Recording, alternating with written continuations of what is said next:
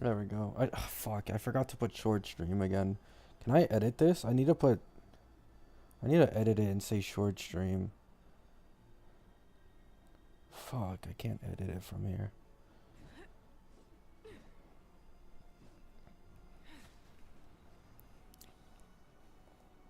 Hello again? Hello, Vix. You're always here at the beginning of streams. Nice seeing you. I'm doing good, Valk. How about you?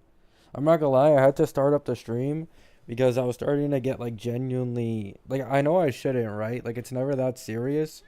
But like I have someone accusing me of being completely retarded in my comments and then he says like really dumb shit right after. And I was like, you know what? I need a stream to get my mind off this shit.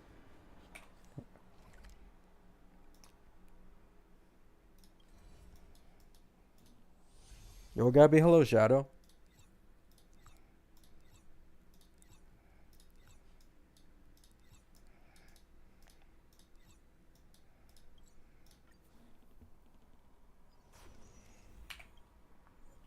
Sadly, there isn't anything to do. This was kind of like a dead patch. Like, I'm gonna be honest. Like, 2.7 didn't really have any interesting events or anything like that. Unfortunately. I'm currently just using my spare Trailblaze power to farm the Eagle set. Because this is like the most universal set in the game at this point. I might as well.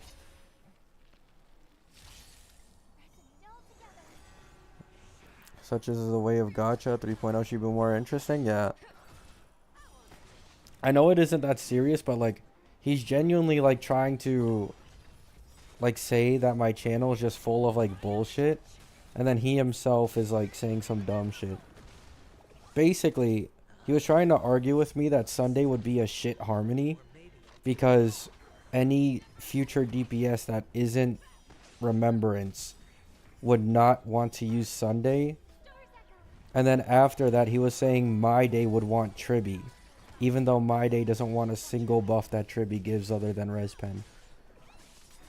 And I was because he was equating Tribby being Tribby HP scaling to Tribby giving HP scaling buffs to the HP scaling DPSs, which isn't a thing that exists. And I was trying to explain that to him, but he didn't want to listen to me. Like I kept trying. He's like, "No, you're just a fucking idiot." I'm like, "Oh my goodness."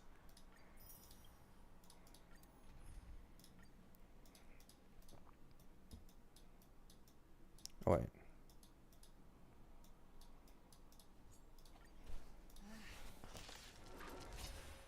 That guy is a W. Yeah, 2.7 Loki was a setup.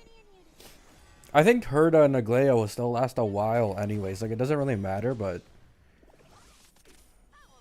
Like, I did put meta. Like, I had to preface meta in that video so many times.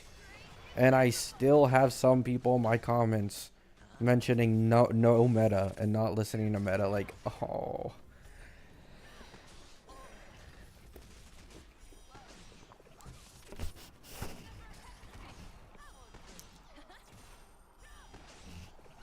Bro, the thing is, Buffalo, like, I never get mad, right? Like, if I disagree with someone, I'll try to, like, explain my point of view.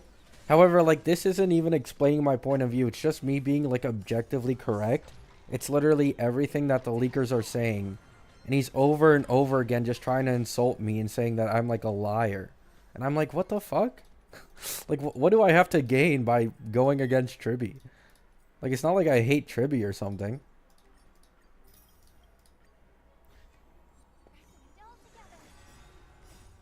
Like, I'm not that biased where I'd completely shit on a character if they, like, obviously were good. There hasn't been any new leaks either for, like, an entire day today. I don't know how we still don't have more information on My Day's teammates. But it'll probably be, like, My Day, Sunday, and maybe double sustain. Especially if you get that E1.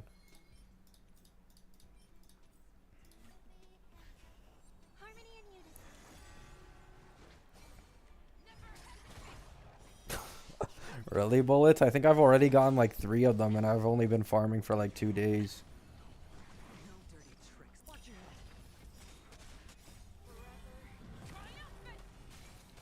It's pretty good, Kocho. This guy hates Trivy. Okay, Yuri, okay. But yeah, Castor's skill looks very good. But according to the leakers, that's not even like all her animations. Like apparently the dragon has another animation where it goes up in the sky and does like an AoE circle attack or something.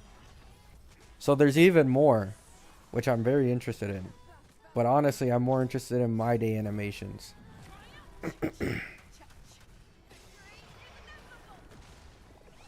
Oh, really, bullets? Damn.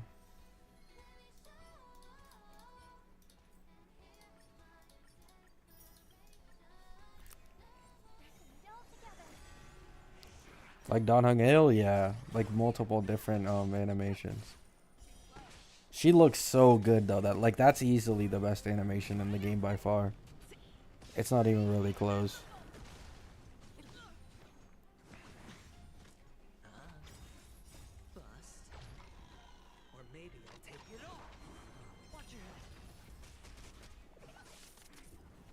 Animation power creep? Yeah, that's the real power creep in this game. Those anniversary units always drop on like, or always drop with like the biggest upgrades in animations.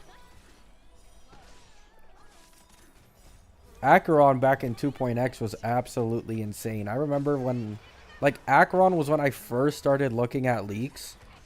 And bro, that looked insane back then.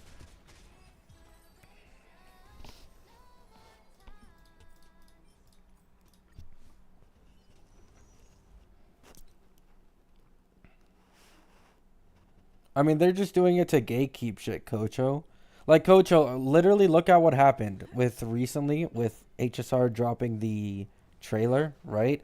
So they dropped that teaser of Castrus's animations, and then literally hours later on the Honkai Starro Reddit, we were told about the fact that she has more animations by the leakers. So the leakers already have like a ton of fucking leaks on Castrus. They just gatekeep it. Like, they were fully aware of Castrus's animations. They were just fucking gatekeeping it. And then the second Hoyo leaks it themselves, they leak it even further. Like, it's like, oh, brother. Oh, brother.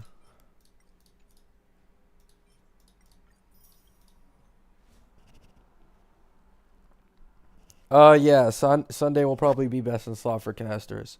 I mean, Sunday's going to be best in slot for everyone at this point, man. I'm not going to lie. Like, it's just looking like Sunday everything. Everybody wants Sunday. Herda wants Sunday. Aglea wants Sunday. My Day wants Sunday. Castris wants Sunday. Phenon wants Sunday. Like, he's just getting passed around like a blunt at this point.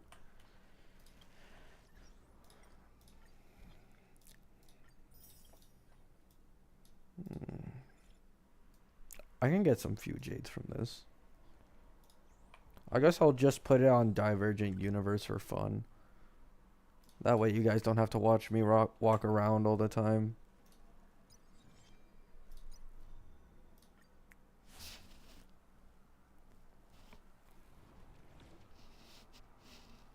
Investment? Hell no, Valk. No. I think he'll last like a few more patches fine in the end game, but in terms of when you put it in investment, like hell no. If it were like Rappa, sure, but not Boo Hill. Because at least Rappa can cater to like everything becoming more AoE.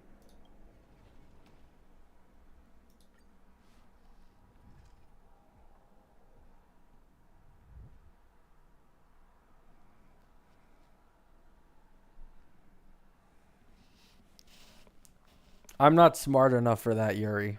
I'm not smart enough. Yeah. I feel like I need to learn. I need to look up a video later, right? I was already thinking of doing this before. I should probably learn about action advance in this game. Like, I should watch a video or, like, actually learn how it works. And then I'd feel comfortable, like, reviewing other people's characters. I don't want to be someone who just gives, like, completely shit advice. You know what I'm saying?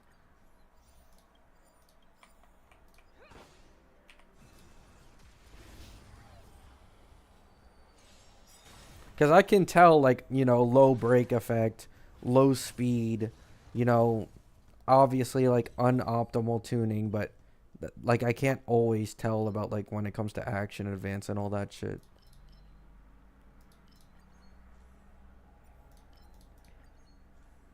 Why am I getting abundant stuff? There we go.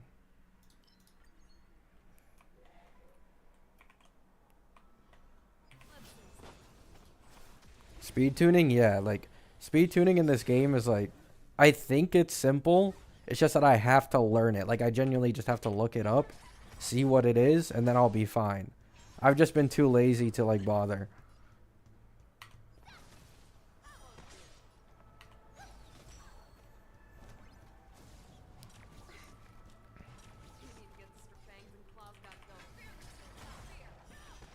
Like, I'm not gonna lie, the level of knowledge you need to be a guide maker content creator on this game is, like, genuinely at the bottom, like a bottom pit of hell. Like, there are so many content creators who are completely unaware of action, advance, and speed tuning, including me. And, like, Pokey is, like, the only one who semi understands it. And he's, like, one of the best guide makers because of that. Like, no one usually bothers learning anything.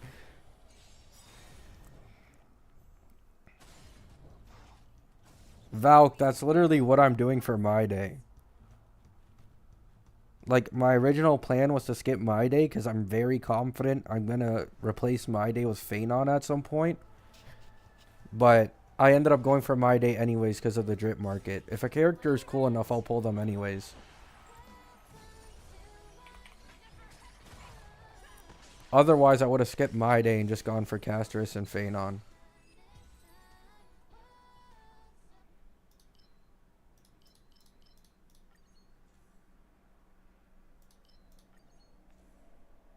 Oh, I should have taken the character attack increase. Can I get some follow-up blessings, please? Be nice. Be pretty nice. We'll go to the world. Oh my god. That way I get 100%. There we go. I mean, I guess.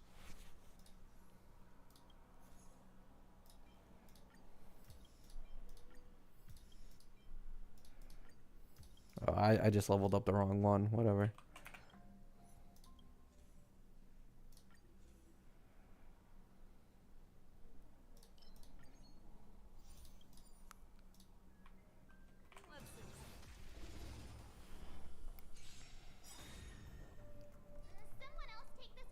Oh yeah, Gooba as well.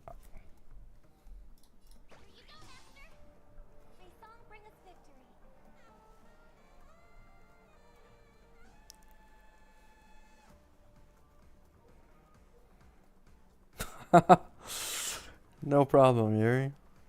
If I get the Herda, better to choose her light cone or Poling Shaw because I have one limited sustain, Avon. I think we're getting a 4-star somewhere in 3.x. That's a good sustain, but like I genuinely just can't tell you, man. If you want to go for like HP, any of the HP scaling DPS, you obviously go for Ling Sha. But otherwise, if you like plan to skip My Day and Casterus, I think you'll probably be fine.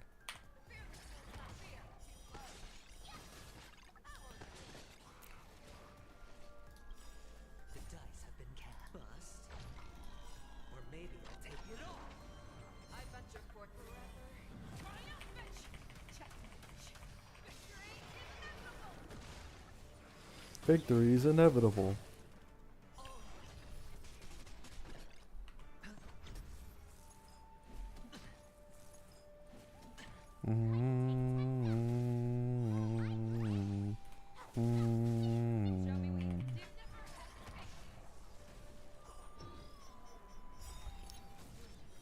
My Day does not have a summon.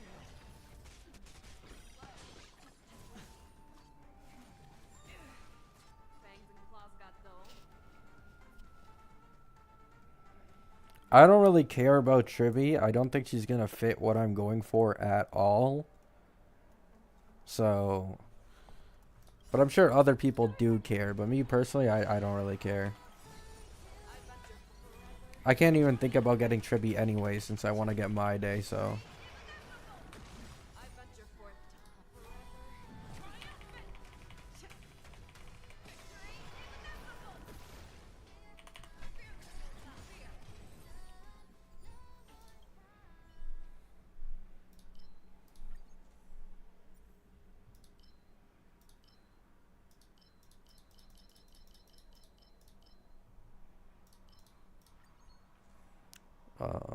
Nice. Fuck, this one would have been better. Oh, I'm stupid. I got two good ones. That almost never happens. Oh my goodness. This is going to be the Divergent Universe run of all time. Never mind.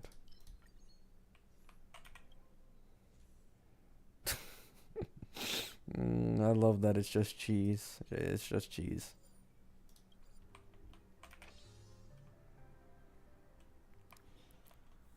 Oh, Gamba, Gamba, Gamba, Gamba. Give me gold. Give me gold. Give me gold. Oh, you. Come on. Give me gold. Give me gold. Bro, come on. Give me gold. Come on, come on, come on.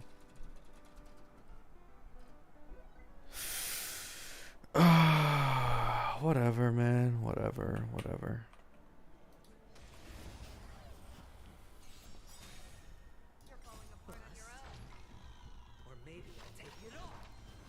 I'm pretty sure that lion with like my day is supposed to be his berserker mode. Like the leakers have said, he like once the blood pool accumulation maxes out, that like you can't control him anymore. So it's probably just that. Like the my day appears, or the lion appears then.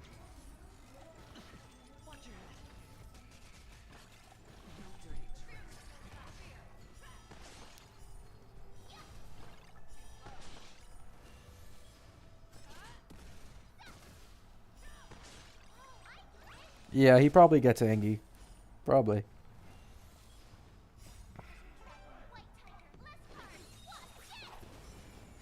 Yeah, there's only story spoilers and leakers leaking Castrus's animations.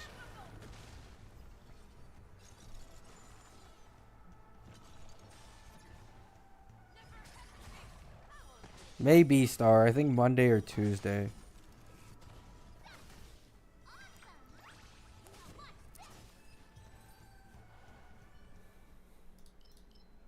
I don't think Tribby, like, unless, of course, right? Given the kit that the leakers have told us currently, Tribby is by no means a Harmony Muscle.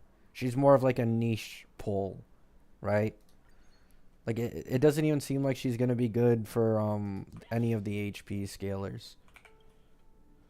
So maybe her value will come like later in the patches, but it could just be another Sparkle situation where Sparkle came out mostly just for Dill, if we're all being honest, and then there was no one else that came out afterwards that could really use her all that well. Like, it could be another one of those situations. But they could change her kit throughout the beta league, so we'll see. I think the issue they're having right now is that Trivy might be too good for the Herda if they give her more, like, overall buffs, right?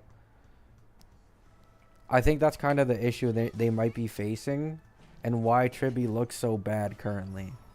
It's like she's so good for the Herda, but then in every other team, it's like meh. Like, it's another Zhao Q situation. I'm not going to hold you. It's literally just another Zhao Q situation.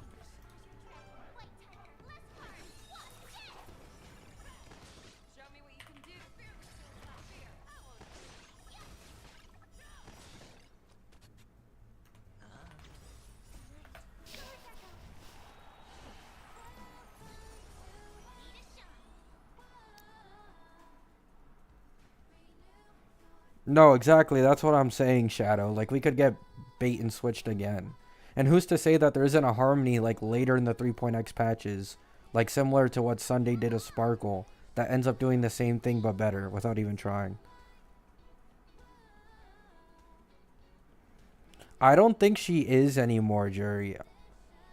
I think if you have Sunday with the Lycone, I've seen a few showcases, and I tried to do some research on it. A lot of people are saying, or like most people from what I've seen are saying, Sunday's better than Sparkle. I could be wrong though, but that's what I've like mostly seen from a lot of people who did testing. Like Sunday without the Lycone, Sparkle is better, but Sunday with the Lycone, like Sunday's almost always better apparently.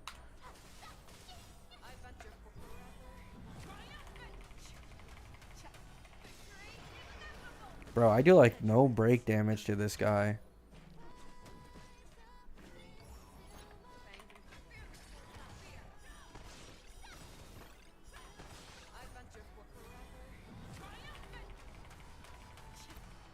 Jeez, man.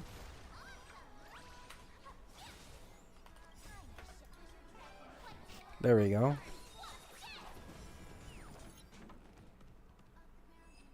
Yeah, that trash can is strong.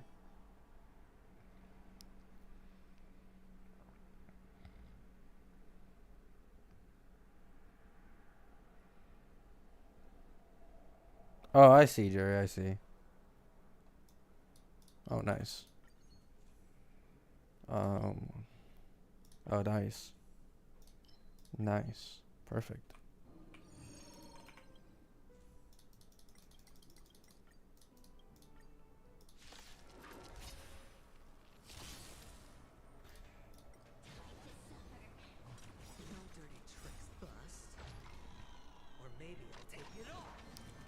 Yeah, there's a lot of limiteds that we have coming up.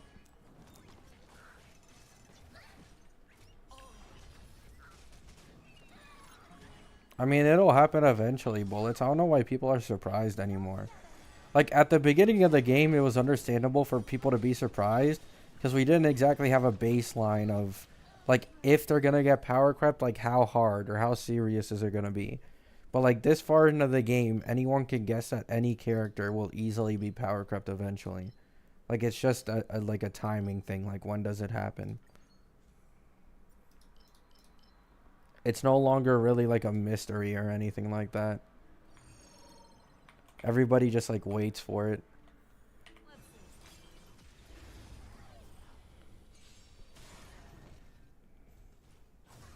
No, they won't release a Harmony to Power Creep Tribute soon.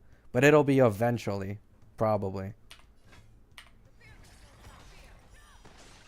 Like, within the 3.x patches, I wouldn't be surprised if, like, late 3.x, there was a character who just did Triby's job but better.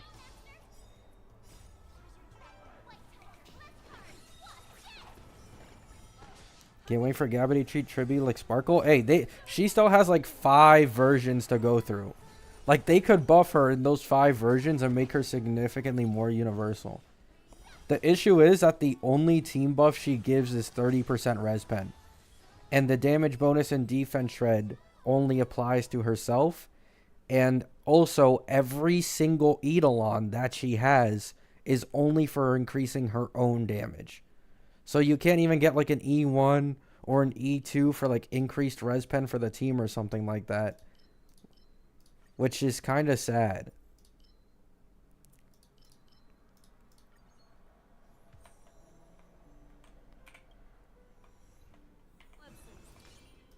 And I don't know how true it is, but leakers have been saying that Triby's very reliant on her Lycone. I don't know why, but that's what they've been saying.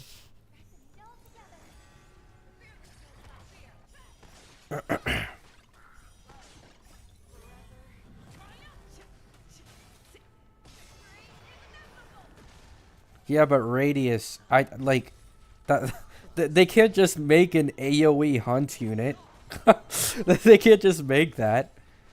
Like, at most, like, Boot Hill E6, like, does damage to adjacent targets, but hunt characters are only supposed to do damage to one enemy. If you mean, like, a AoE follow-up attacker, that makes more sense, yeah. Like, that could end up coming out in the future.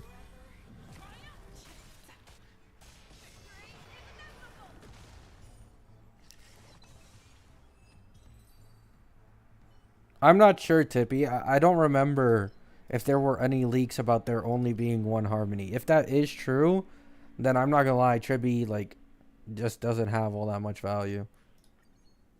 Maybe down the line in the 3.x patches for characters we aren't aware of. But I'm like, this is just speculation for me at the end of the day. I have like a slight spidey sense that a Noxa might end up being like one of the best in slots for Phanon. Just a bit of a spidey sense.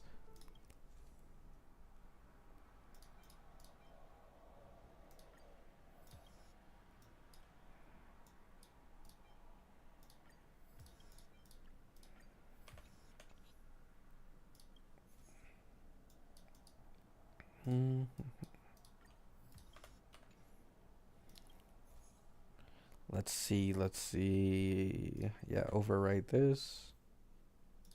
Nice.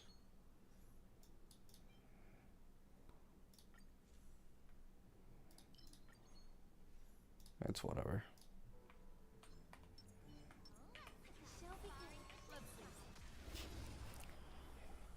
Yo, what's up, Brogan?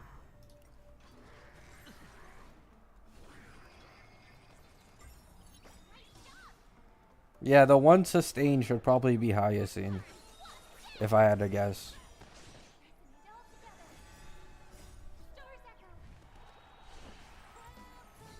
Yeah, I'm really hyped for casters as well. Those animations are sick.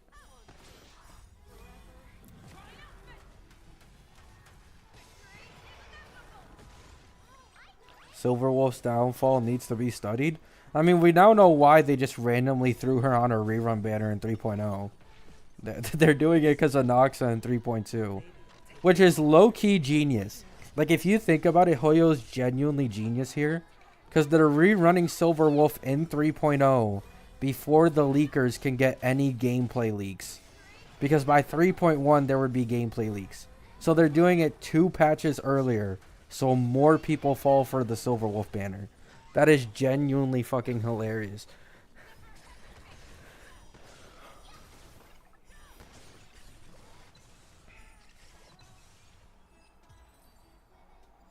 Yeah, anybody in 3.x should last you a while. It's just that some characters in 3.x will last you longer than others. It's really just that simple at the end of the day.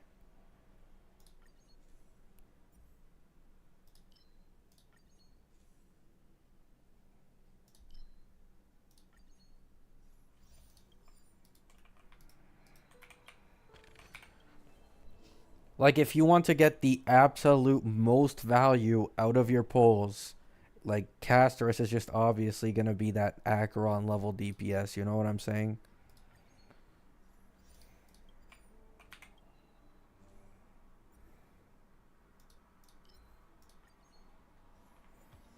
There we go.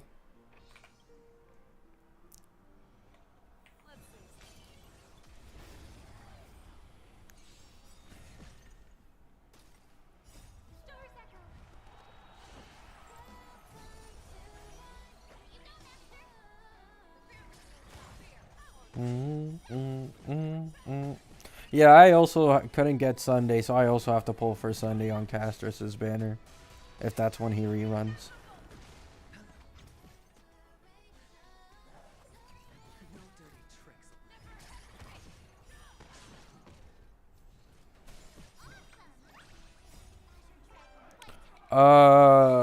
K70, are you interested in any of the HP scaling DPSs? Like My Day, or what's it called? Casterus? Yes, I'd get Ling Cha then. I'd get Ling Cha. Pro is a Casterus salesman. Hey, it shouldn't have ended up this way. It just is what it is. Too many people in this game, they see like Emanator, right? A new character, Emanator. Oh, that's the next Acheron. No, you have to do story and lore scaling when it comes to these gacha games.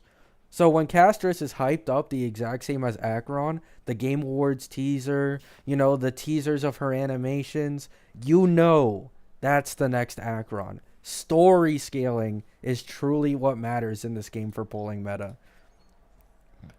Just look at Firefly too. Firefly story scaling. Phanon is going to be the next story scaler after Casterus. It is what it is. There's nothing you can do about it. You can deny it all you want. But what matters is story scaling. Yes, Castress is a summon character. She's Remembrance. I don't know when Zhao Q's rerun is on. I think Zhao Q's rerun might be 3.2. Since Anaxa also has like a type of dot. So he might rerun alongside Anaxa. Like they'll probably sell those two for maybe like Acheron players.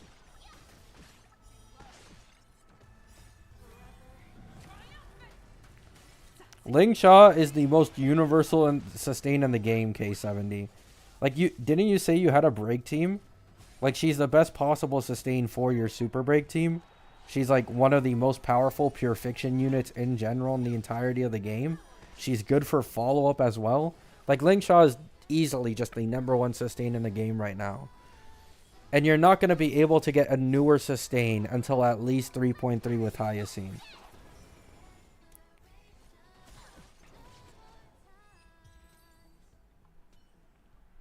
No problem, K70. But I will say, K70, if you have the patience, which 99% of people don't have, which is completely understandable, Hyacinth should come around 3.3. So, do keep that in mind. That's like a new limited abundance. But even then, I think you'd use Ling Sha anyways on your second team no matter what. So, it actually wouldn't even matter. Never mind. Yeah, you'd just keep using Ling Sha. We're only getting one new sustain in 3.x, which is Hyacinth.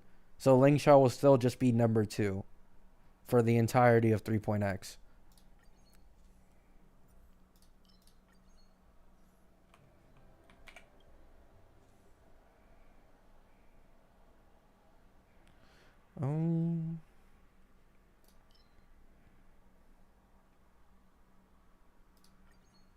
Nice. Auto battle carry out.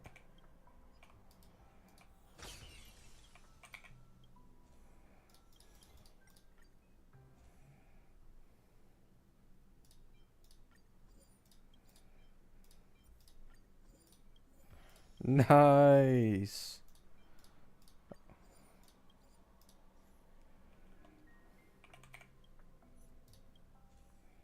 Not a single gold one of these, though.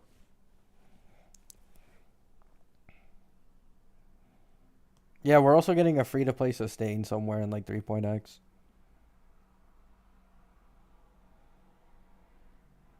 Hu Fu Xuan?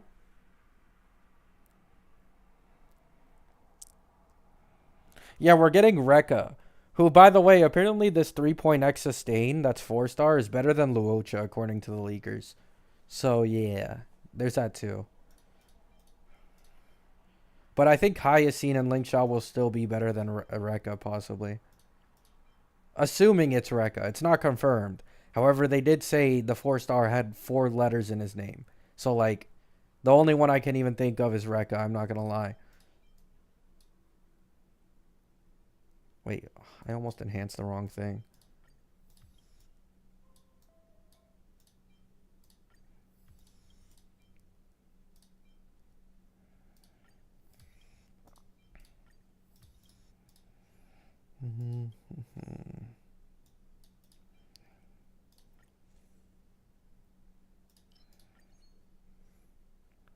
I'm missing Remembrance. Or is that it? No, that's Erudition. Never mind. It's whatever, though. Yeah, I think I'm good.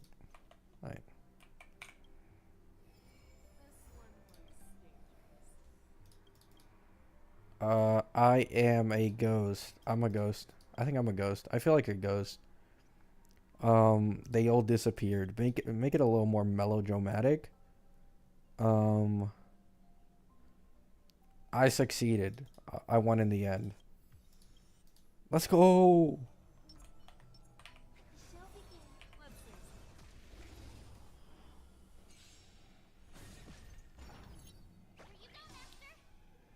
Yeah, pulling for DPSs is nowhere near as important currently as sustains and harmonies. I'm not sure how Tribby's going to work, though. I think Tribby will get someone down the line that might work better with her or something like that. Like, that has to be the case at this point. Like, none of the HP scalers use Tribby.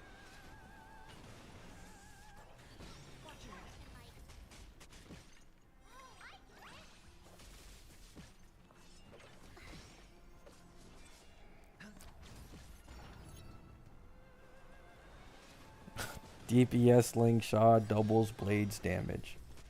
Nice. Yeah, I think Trippy is more of a rerun character. I'm not gonna lie, like it might be another Robin situation where like Robin reran when there was finally a DPS who could like take full advantage of her. I think that might be the same for Tribby. Unless you're including the Herda. If you get her for the Herda, you're 100% good, but... Wow, that was so difficult. That was like so incredibly difficult. Oh my goodness.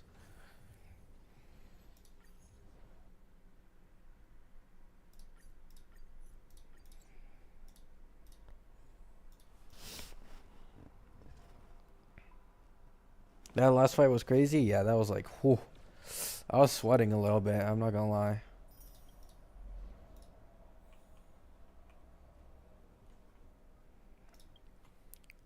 '83 beautiful pulls.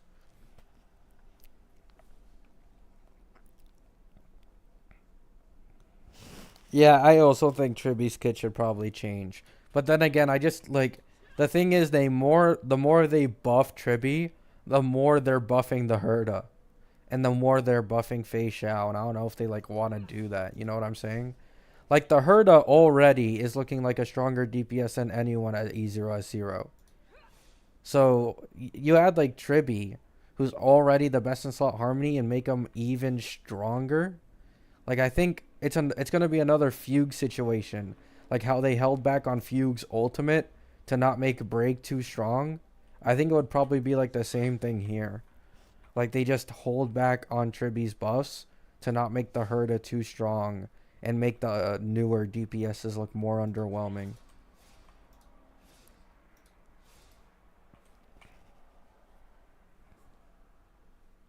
E2 Robin isn't really worth it. Like E2 Robin really isn't that good. It's only good for like specifically zero cycles because she gives a 16% speed increase, so it makes speed tuning way easier. Like E1 is just way better than the E2. Like her Lycone is probably better than the E2 in my opinion.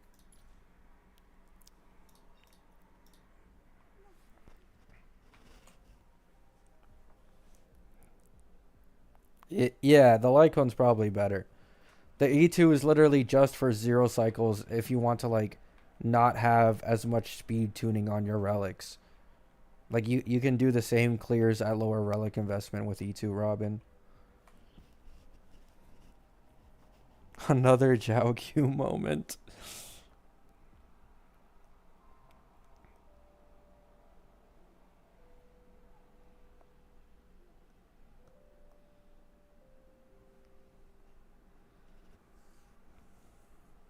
At least DDD's on the Lycombe banner, yeah. You can also get some DDD copies while you're at it as well. Yeah, I will K70, I will. Originally, it was Castris and Phanon. Then My Day got Dream marketed, and you know, there's nothing I can do about it. He looks fucking badass. So the plan is to get My Day, then try to get E0S1 Sunday, because there's like a 99% chance he'll rerun on Castris' banner, and then get E0S0 Castris at the minimum. That's basically the plan currently.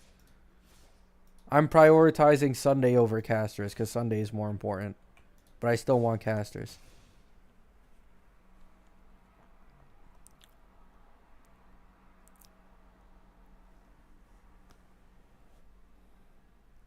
Yeah, content will continue to become more AoE focused. That's what the leakers are saying. All the leakers are saying more AoE, which means like hunk characters are going to be doing significantly worse. Destruction will be fine and continue to probably be like the best, but it is like what it is.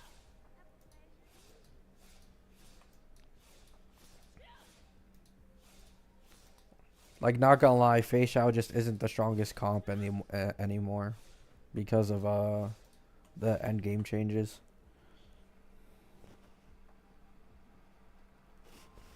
I think they could do more triple reruns in the future, but I genuinely like I don't know.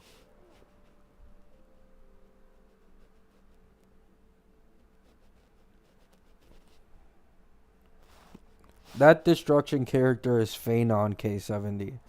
I think the only leak we've gotten for Phanon, there's only been 2 leaks. One leak is that Sunday would be his best in slot teammate, but he is kind of far away, so that's skeptical. And the other one is that he'll have multiple forms. So like he'll at minimum have like a second form that he can use in like his gameplay. And the other one is just Sunday. They said they randomly just dropped Sunday saying it would be his best in slot.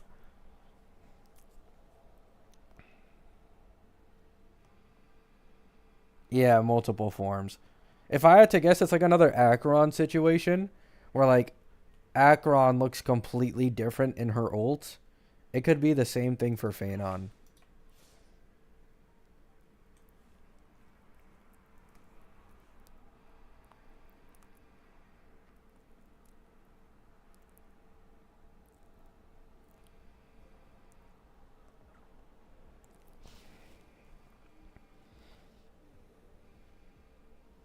With S1 Sunday, Robin, and No Ho Ho, how will Iglia hold up?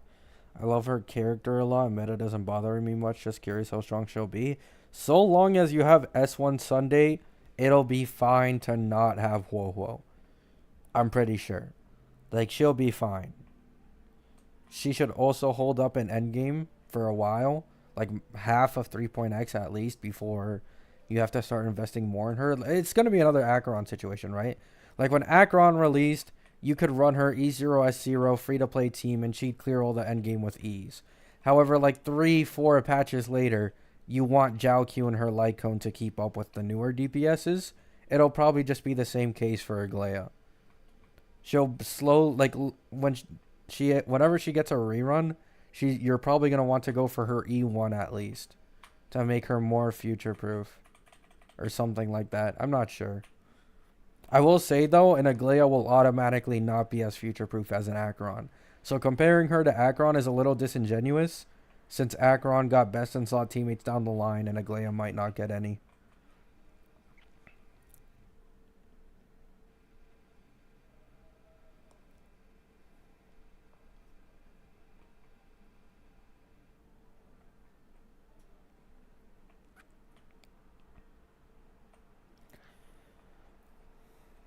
Yeah, Sunday and Remembrance MC seem to be best in slot in like most of the new teams in the game currently. Like that's basically all.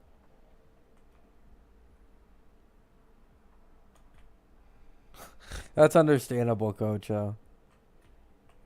Clear endgame, show us that peak meta gameplay. I'm so bad. Like I don't want to. I genuinely hate clearing endgame currently. An Acheron without Jiaoqiu feels like complete shit.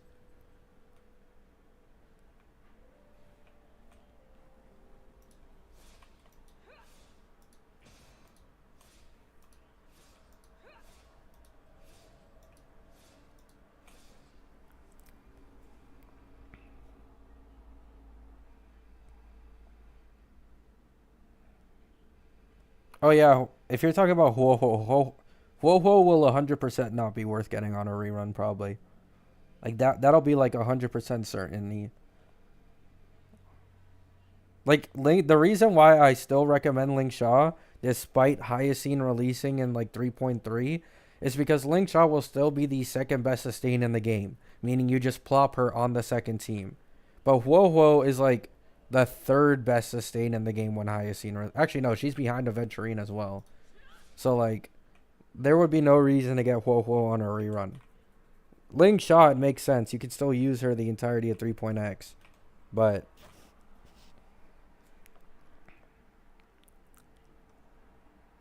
Aglaia Sunday and Remembrance MC, I'm pretty sure is better.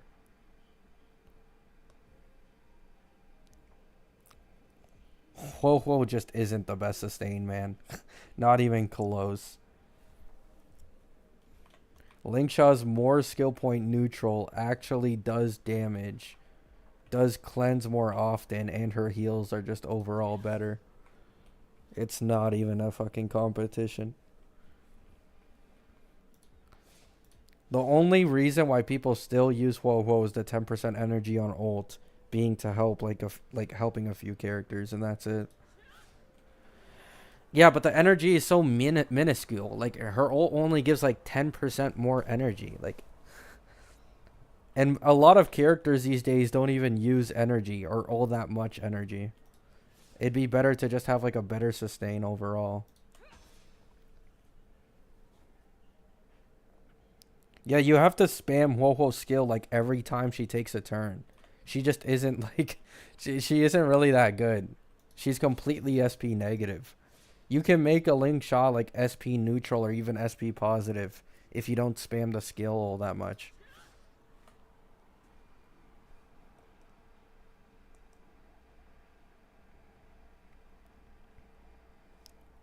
That 10% is the difference between 4 turn and 3 turn ults. Yeah, but like she just it's not the difference that will make her #1 sustain in the game. Like anyone can tell that Aventurine and Ling Sha are just overall better. Like we're comparing Huohuo in her niche in a best case scenario to Ling Sha in like a mid scenario or a worst case scenario. Like if we go niche for niche, Ling Sha completely shits on Huohuo. It's not even close.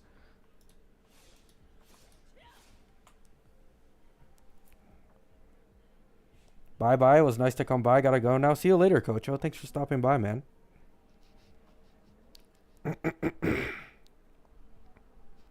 Yeah, bullets, basically. Like, Lig Shaw doesn't have to do anything for the herd other than just spam skill as often as possible.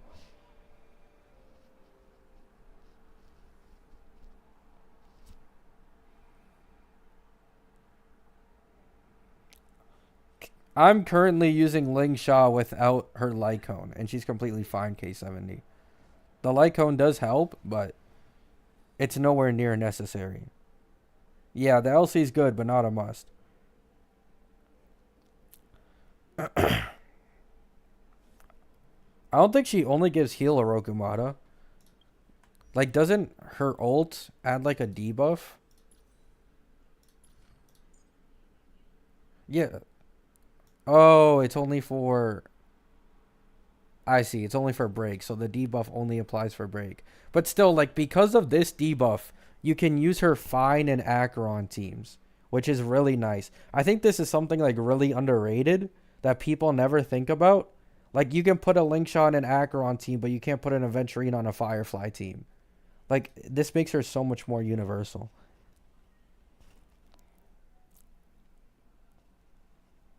Yeah, Linkshaw's E1 is 100% better than the Lycone. Yeah, I'm fully aware. 20% defense down when an enemy is broken and doing more toughness damage is like so good.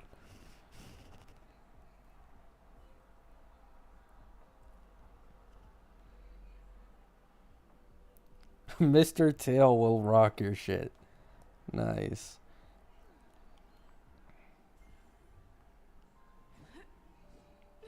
No, Yuri. I don't think so. Because Linkshaw's still technically like the better, more overall, like outside of niche for niche.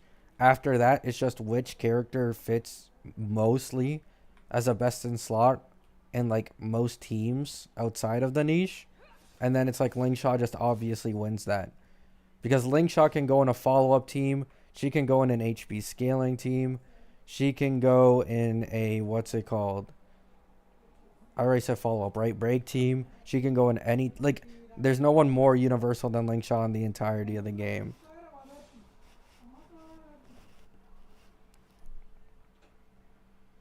Gallagher is better for Akron instead of Lingshaw. Isn't that only with Trend? Like, if you have Trend? Or am I wrong?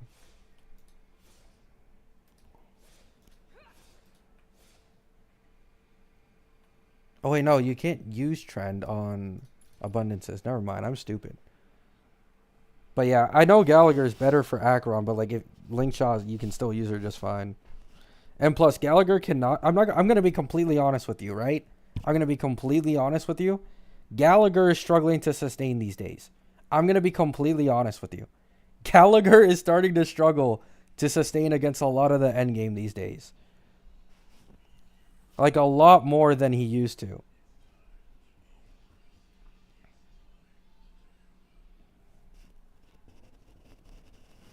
Like I was watching a few people running Gallagher in the end game recently, and like they were not having a fun time. Like they kept having to spam the skill. I mean, I'm just being honest. Like if you're running into skill point issues, like Lingshaw is just overall better than Gallagher. Like back in like, because you have to keep in mind when Gallagher first came out, the max HP and MOC was like 4 or 5 million. We're at a point where now it's like 11 million, and bosses are doing way more fucking damage than they used to.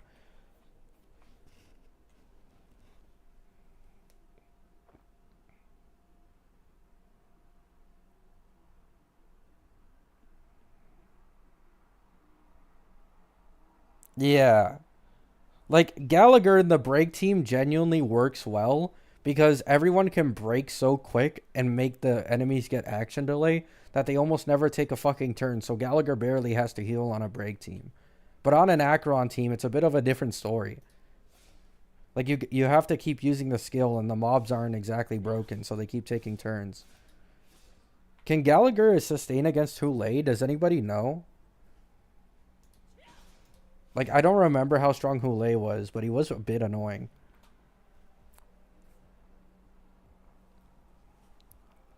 Yeah, really. So Gallagher could sustain. Oh, I didn't know that. I used Gallagher on Hule, really. I mean, then again, that Hule was able to be zero cycled by Facial, but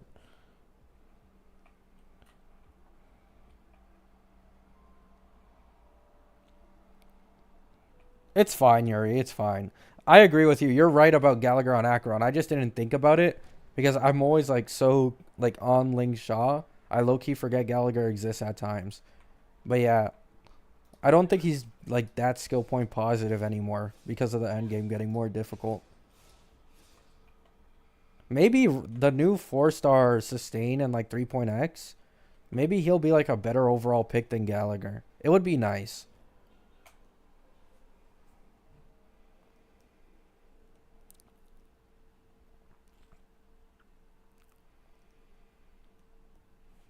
This is not my OG account. My old OG account is significantly worse.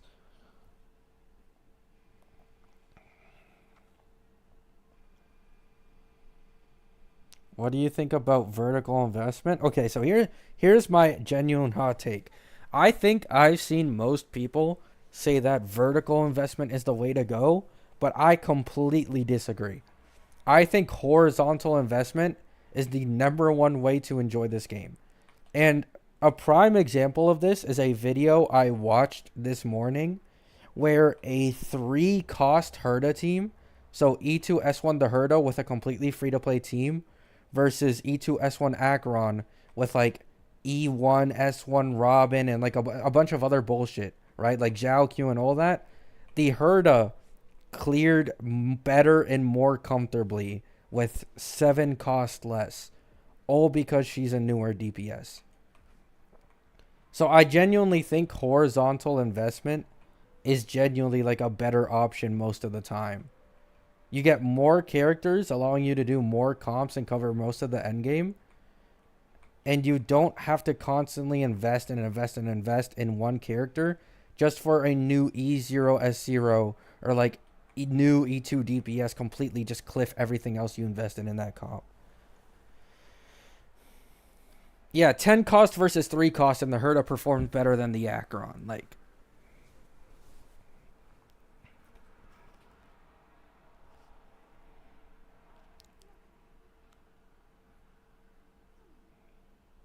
I think I'm gonna do no light cone Buffalo.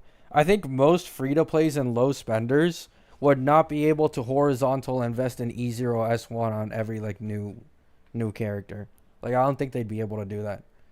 Like Pokey uses this himself as like an argument. He's like, "Oh, people don't want to vertical invest in their comp, and that's why they see it falling off in the end game, right?"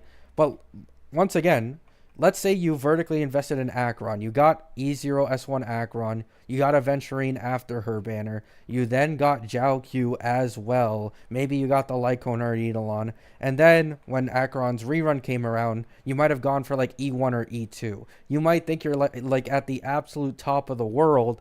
And then you find out Like an E0 S1 Herta is outdoing like a lot of Acheron, like very nonchalantly. Like your team that you put like 5 or 6 cost in is being outdone by a 2 cost team. Like vertical investment in this game is genuinely shitty. It's genuinely fucking shitty. Especially since like in 1.x the Eidolons were significantly worse than 2.x, and in 3.x the Eidolons are significantly better than 2.x DPSs and characters. Like the Eidolons continuously get better, and so do the Lycones for the newer characters, meaning they require less cost investment to completely beat out like a high cost old team, right?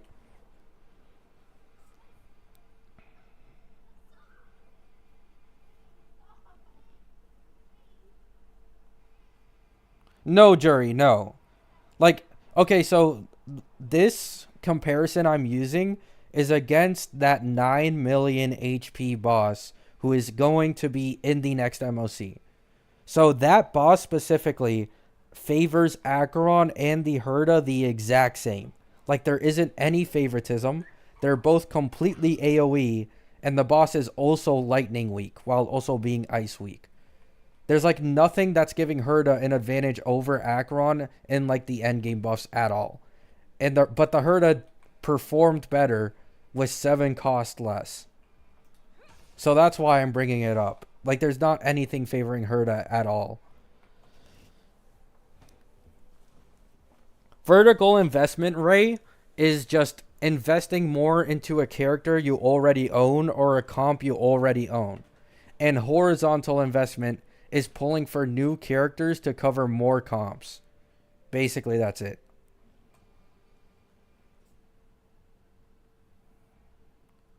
Yeah, but Tippy, Herda 0 cycles. That's the issue. So she can't even take advantage of the MOC buff because she's 0 cycles. That's where I'm getting at. Like, it doesn't even matter.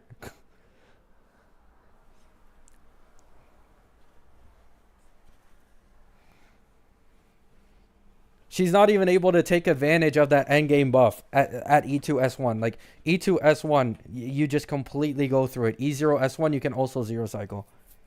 I've seen E0S0 Herda 1 cost free to play team 0 cycle that boss. So it's 100% doable with a little more cost. Yes, I did bullets. I did, yeah. That's the one I'm mentioning currently. 10 cost Acheron team versus 3 cost the Herda, and the Herda cleared faster.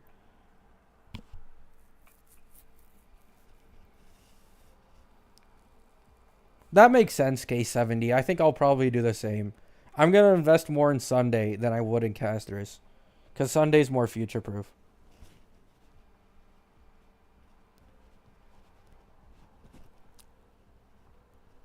Yeah.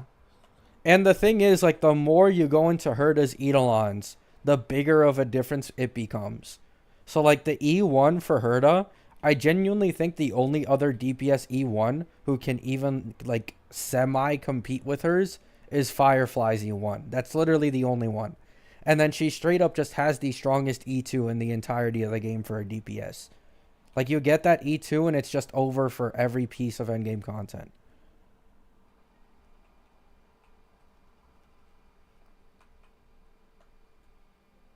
Yeah, I know LB, but like that's part of Herda's kit. Like I'm already being unfair with the Herda here, comparing a 10 cost Acheron team to a 3 cost Herda team, and she's getting beat by the Herda.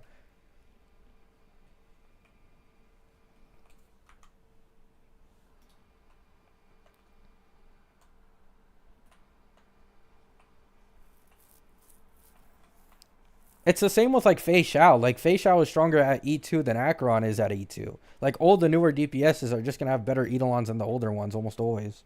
It just is what it is. It's natural for this game. Like the Herda currently looks incredibly strong, but like there's a very high chance that Castris will have a way stronger E2 than the Herda. So it's like it just keeps going. You know what I'm saying?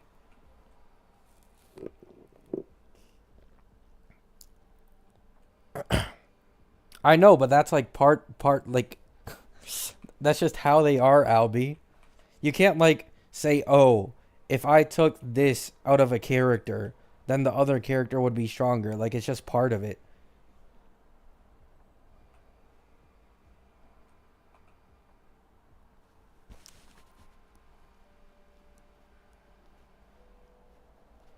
Oh yeah, no, I know Albie, yeah. The boss fight benefits them both equally because it's completely AoE and they both have their own weaknesses on every mob.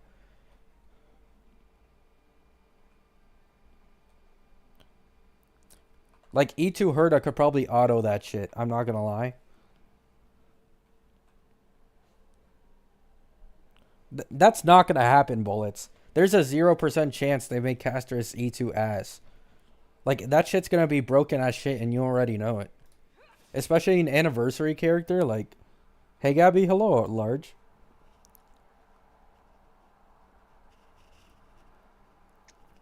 What mechanic does it benefit Herda more, Albie? Like the only thing I know is the 50% energy buff, but like that doesn't even like barely do anything for the Herda at all. Like most people can already zero cycle that boss with the Herda anyways. The new banner's coming in like 4 or 5 days, like Monday or Tuesday.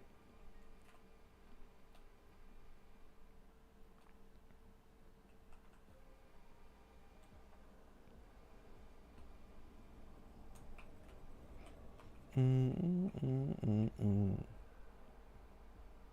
Tuesday night? Oh, okay. Thank you.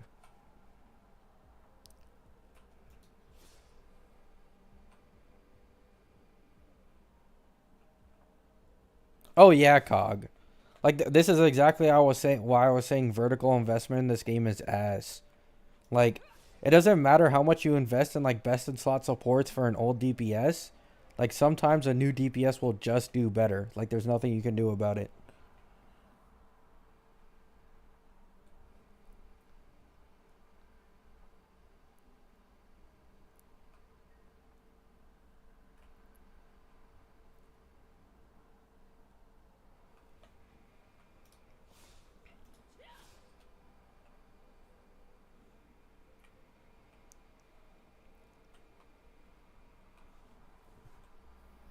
I took E1 Fugue and skipped Firefly. Don't have Ro on May. Jeez. Are you gonna get like Rap on or rerun or something?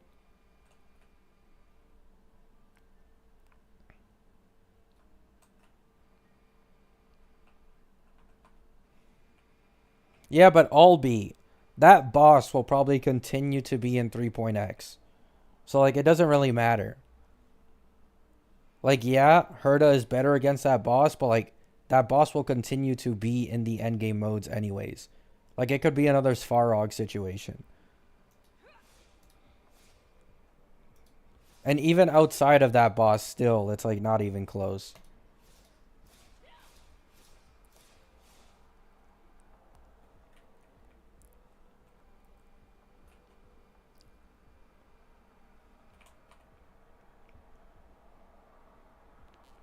Plus, once again, this is like an E2 S1 Acheron using Eidolons and Lycone for the Jiao Eidolons and Lycone for the Robin, while Herda's on a completely free-to-play team.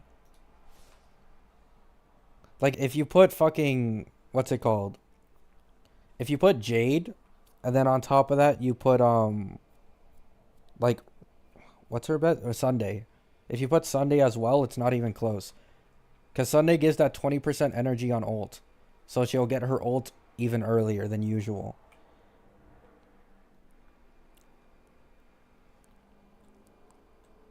I have a Firefly and an Acheron team. Should I pull for any of the upcoming banners? Yeah, 100%. Just pull for the upcoming banners. I mean, you're going to have to pull no matter what. Like, it's only going to take a few patches. It's only going to take a few patches.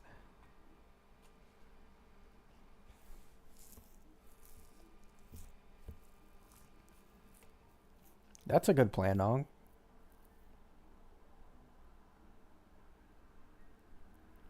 No, I agree, Albie. I agree. I think at this point, it's becoming a lot worse to try and keep up with Endgame.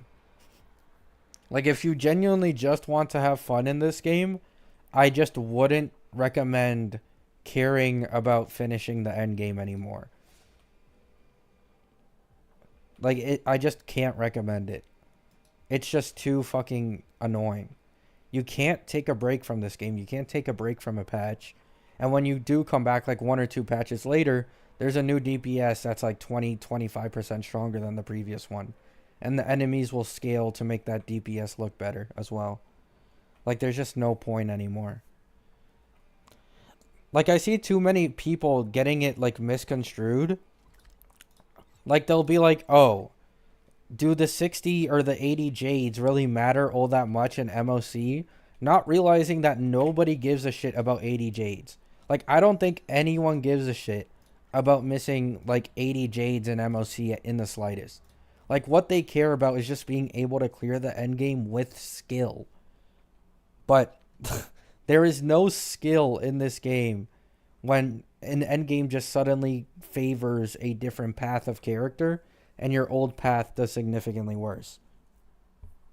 Like, once again, I understand I'm not the most skillful player in the game, 100%, but I was able to 0 cycle last MOC sustainless and 1 cycle cleanly, right? Like, cleanly, almost 0 cycle with a sustain with Aventurine. The only thing that changed was this one mob, and then it started turning into like a 4 cycle for me. So, like, I go from 1 cycles to 4 cycles, because the end game wants to favor AoE DPSs now. And I can't do anything to control that. Like, I could get, like, an E1 Robin, and I could run sustainless, and I'm confident I could get a 0 cycle. But, like, I don't want to get E1 Robin. Like, I'm currently trying to get My Day and Caster so that I don't, like, overly invest in one comp. I don't want to waste a limited pull on a Robin Eidolon right now.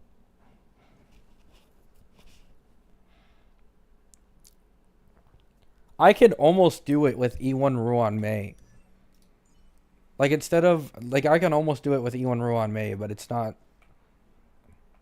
It's close. I could maybe do it if I learned how to better play Bronya.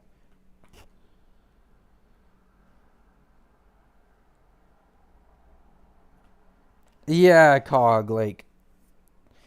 Keep in mind, if I had a break DPS, like any of the break DPSs, or I had Jiaoqiu for my Acheron, this MOC would have been significantly easier. But I couldn't get any of the break DPSs, and I as well couldn't get Jiaoqiu. So, like, you know what I'm saying? Like, this is why I don't agree with Pokey at all. Like, he doesn't understand what it's like to get unlucky when you can't just buy whatever character you want. Because I got unlucky, I don't have a Jiaoqiu and I don't have a break DPS. So there's nothing I can do about the current fucking endgame. If I had a Jiaoqiu, my Acheron would probably clear in like 2 cycles, if I had to guess. And if I had a break DPS, I could do the first side in like 0 cycle to 1.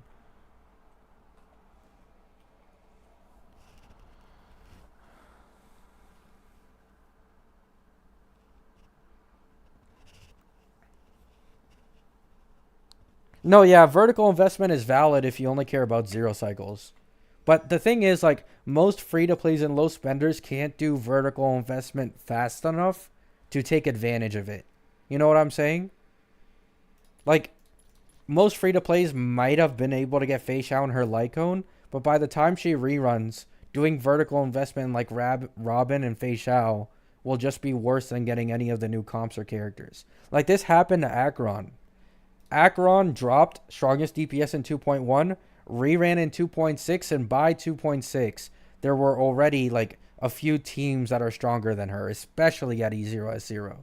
And then right after her came Fugue, which made every single break team a lot more viable. So vertical investing as a free-to-play to low spender is genuinely like damn near fucking impossible.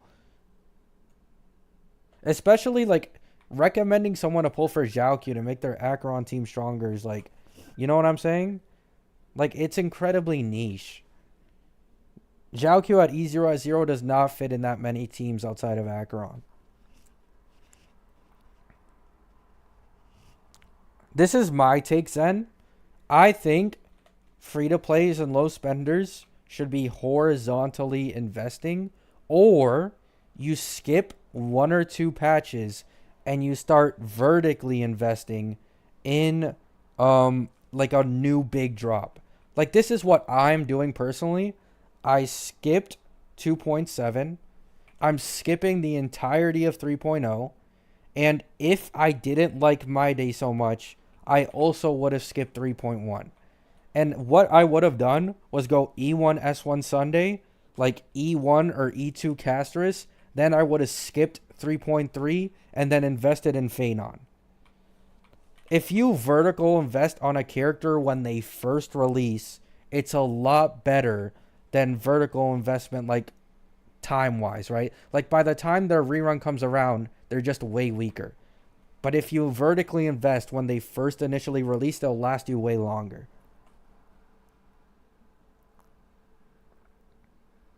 Well, to be fair, Yuri, I could have pulled Fugue and Firefly, or I could have bought the Battle Pass earlier and gotten Sunday.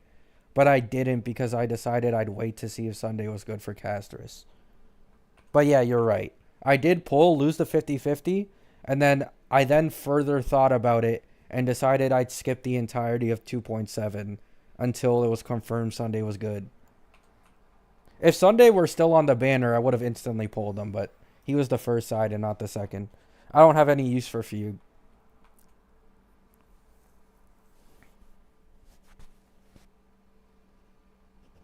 You make the game sound horrendous to returning players? I mean, if you want to clear all the end game, that just is how it is. Like, what do you want me to say?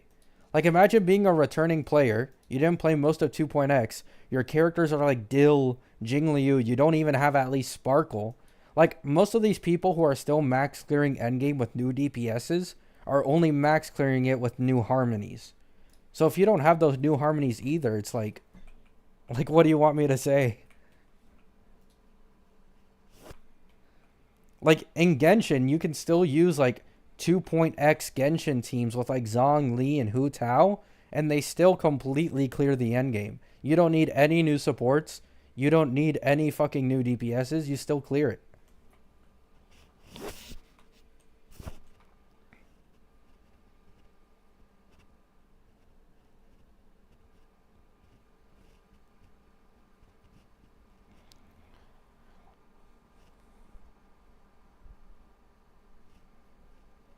Uh, what? You think? No, Fei Xiao probably won't be better than Blade. I highly doubt it. I don't think Fei Xiao will be near Blade. No, but that's my point, artist. Like, I'm saying, yeah, yeah, yeah. Wait, is Zhongli 1.x really? I thought Zhongli was 2.x in Genshin. Because of leeway.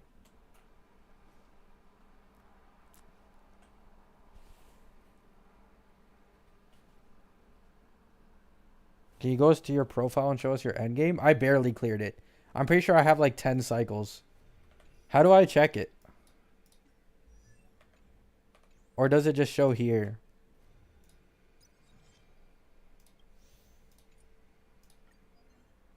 Here. 10 cycles. It took my Fei Xiao 5, and it took my Dot Premium Team 5. Although, after this, I did the first side with the Dot Premium Team in 4, and I did a Fei Xiao with 4. While I was bored, like, a few days ago. But still, like, 10 is just absolutely egregious. I had people in my comments saying that, oh, power creep doesn't exist because my Dot team, cleared the same as my Fei Xiao team. But I have an E1 S1 rule on May. So it's not even comparable.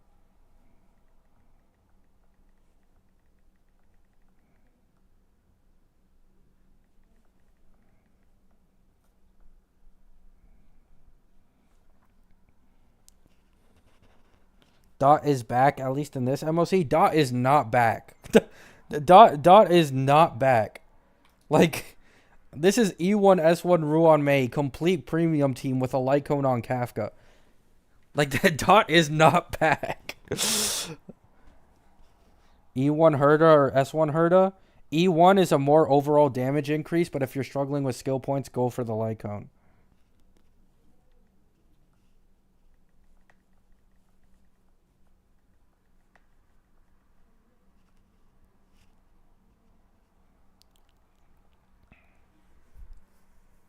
Give me a second, guys. I'm messaging my dad right now.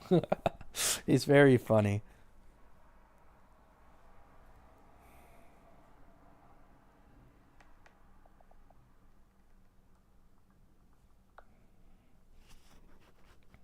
This MOC favors Dot more than Fua right now? Oh, yeah, 100%. But, like, even with that, even with this being an AoE MOC that really favors Dot, they're still fucking struggling. Like, barely holding on.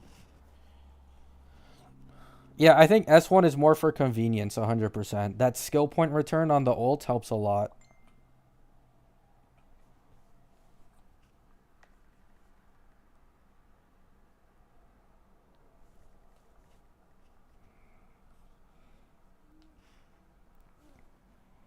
Isn't it funny how this MOC favors Dot, yet the FAR team will clear as fast because the newer units are just super broken? Yeah, that's my point. Exactly. Like, it doesn't matter. Like, currently it matters, right? Like, for more recent units, endgame favoring them 100% will make a difference. But I'm going to be completely unbiased, right?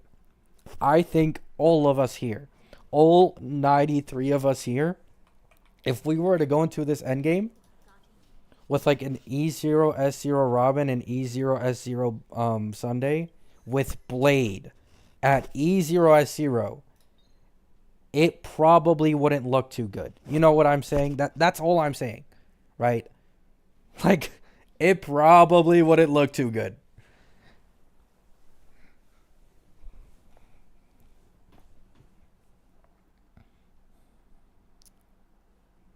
Do you think it's worth going for E1 Castris or S1? I can't say. I don't know what the E1 or S1 for Castris is. It's not leaked yet. Thank you so much, Albie. Thank you for stopping by, man. Damn, it's late. 4 a.m.? Jeez. I appreciate you being here. No, yeah, large. A lot of people are kind of hoping for Cypher. Apparently, Cypher is supposed to be a Dot character around like 3.3 or something. Like, a lot of people are hoping Cypher makes Dot good again. But, like, man, I don't think people understand just, like, how strong of a character she'd have to be to genuinely, like, make Dot meta again. Like, that would be seriously, like, fucking difficult.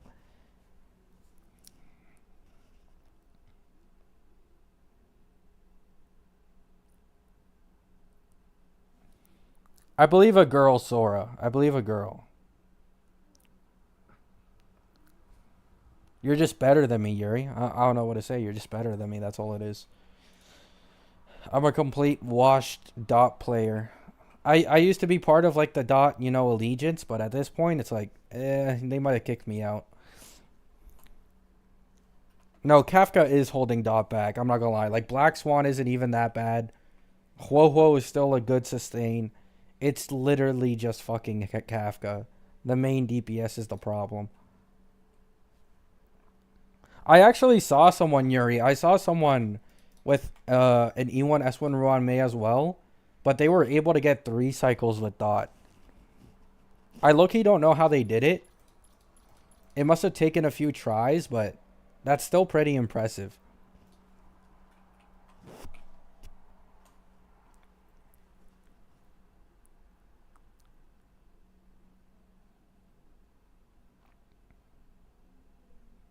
Oh yeah, Blade would 100% take like a lot of cycles without incredibly high relic investment and like Eidolons on Robin and Sunday.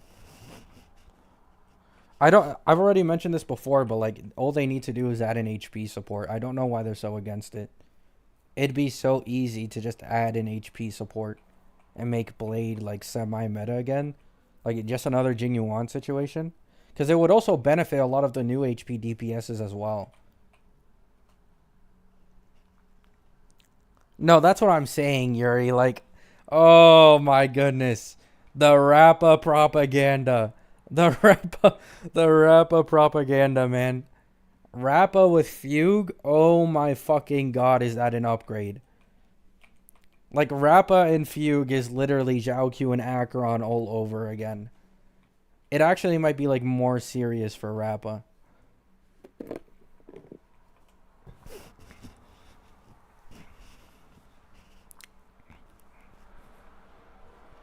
Like, Rappa's good in Pure Fiction because of the AoE. She's good in APOC because of the break. And she's good in MOC because of the break and the AoE. Like, she's kind of actually, like, in a good spot that I don't think anyone expected. I didn't expect Rappa to be that strong.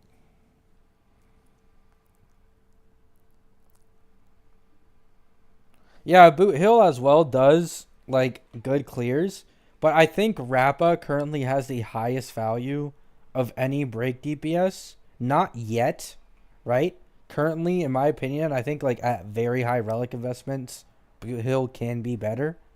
But with every part of the end game becoming more AoE focused, Rappa holds the advantage over the other two.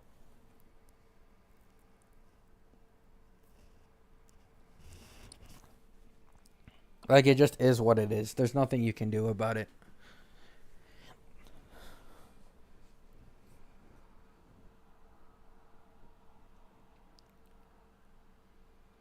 Yeah, Shadow. I've also seen a few Jing Liu clears here and there where people are like genuinely using her against Sting and doing really good damage with like Sundays and Robins.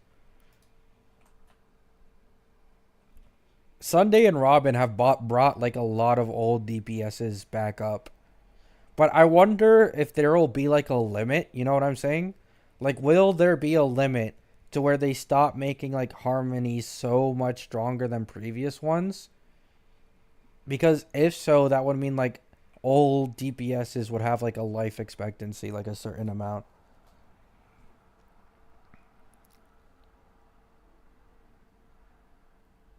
Rappa's signature, I'm pretty sure, is still really good. Yeah, I've seen that, Ray. Yeah, Boot Hill is still like very, very good with Fugue. Nice, Yuri. Yeah, that's probably the best way to describe it. She's good in literally every single endgame mode now. Like, APOC favors break characters, Pure Fiction favors AoE characters, and MOC starting to go down the same route. Like, Rappa fits everything perfectly.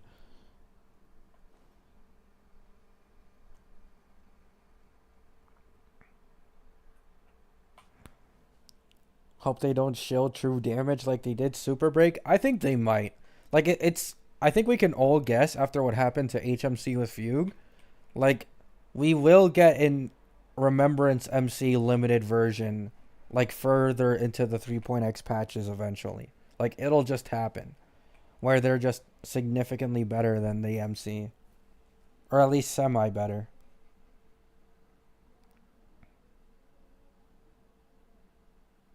I mean, Brovin, like, a lot of people skipped Boot Hill because of Firefly releasing right after him.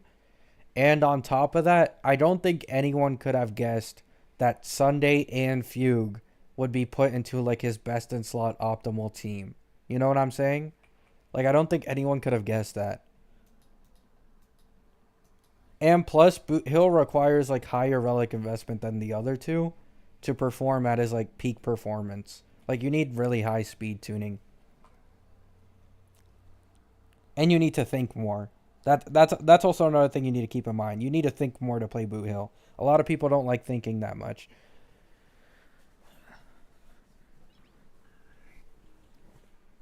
Plus, in the current MOC, he does have a bit of an advantage against the Svarog side because he can use the Trotters to get his trick shots up.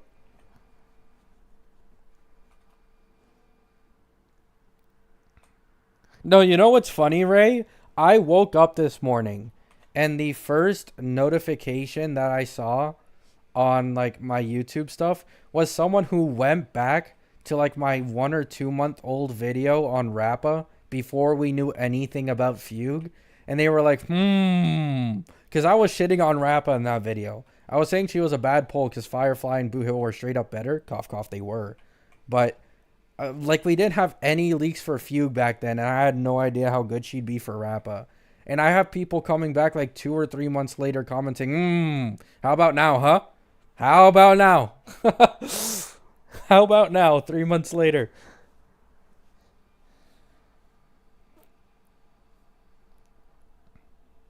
Yeah, Rappa still isn't necessarily like a good pull because of the 3.x DPSs, but like, yeah, like, I'm not gonna lie, I was hating on Rappa a lot back then, okay? Like, chill on me, chill on me.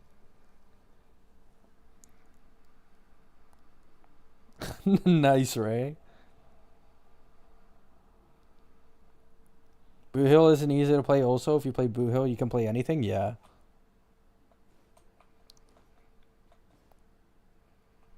Yeah, like if it weren't for Fugue, she still would have been on the bottom. But because of Fugue, she's now at the top, so. What do you mean thinking? Auto does that for me? Hey. Hey. You said it, man. It's Auto.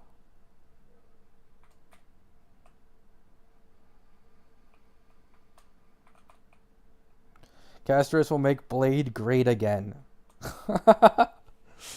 Hey, I'm on that Blade cope, okay? If we get like an HP support or someone who makes Blade meta again, I'm all for it. Like Blade, I've said this many times. In my opinion, he's like the aura man of Honkai Star Rail. You know, he's cool, he's badass, he gives you the vibes of someone who would completely just beat the shit out of anyone. And then, 300k might be unreachable for him, and he may dispatch of you within 8 to 9 cycles on average, but you know, hey, 8 to 9 cycles, just learn how to zero cycle. Just learn how to zero cycle on the other team. Hey, that a skill issue. Skill issue on your part.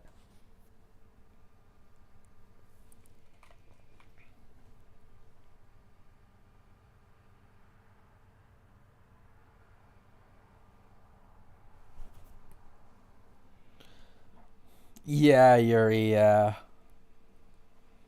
Like that light cone for Rappa helps her so fucking much.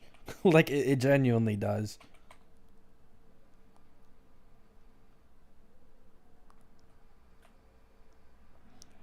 Yeah, he gives the vibes of someone who would dispatch of you in 18 cycles exactly. You understand it, Bullets. Like let's look at him. Let's just look at him, right? He is he erudition? No, he'd be destruction. Yeah, like look at that guy. He has the bangs over his eyes, the cool, nonchalant attitude, right? Like this is a man you'd expect to mean business, to just walk in the end game and just stomp all over every single enemy, right? But looks can be deceiving at times. Looks can be deceiving. It doesn't always go the way you want it to, unfortunately. Like, would you believe if you showed someone who's never played a gacha game before that this little girl is like twice as strong as this guy? Would you believe it? I wouldn't. I wouldn't. Yep, big sword, big bonk. Does double to triple the damage of blade.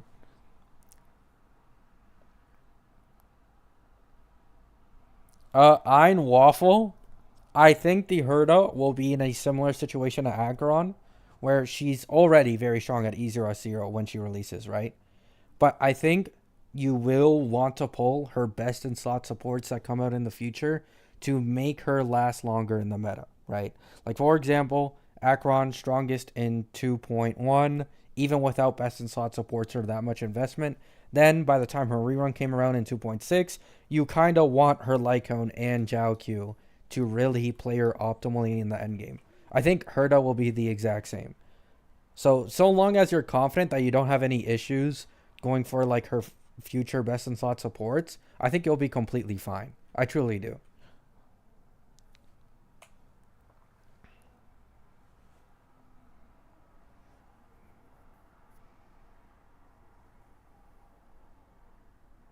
Which 4-star is like equal or stronger than Blade? Is there a 4-star that's stronger than Blade? A 4-star that's stronger than... Oh, Moe's March 7th and Jui. I think those three are like the main ones. Like Mo's on a facial comp team for 100% does more damage than Blade. It's not even like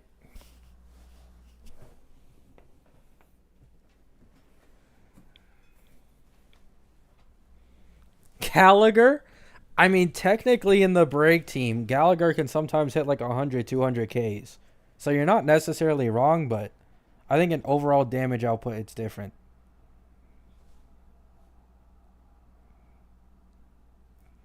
Oh, my dad.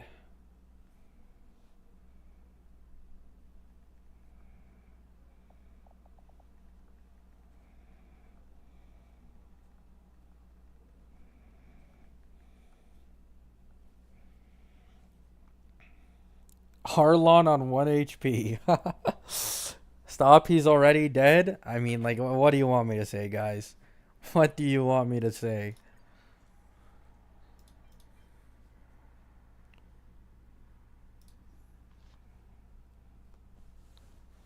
Just pull better. Yeah, Yun Li is still very good. Like, the thing with Yun Li is that she was never, like, the strongest in, like, one mode at all. Like, she never was. But she was always an extremely universal pick. Like, Yun Li's good in Pure Fiction, she's good in APOC, and she's good in MOC. Like, she's an incredibly good and strong universal pick, basically.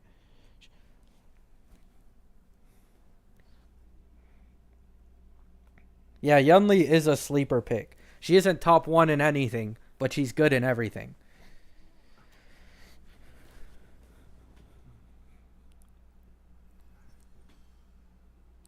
What's good, Gabby? What's good, Koi?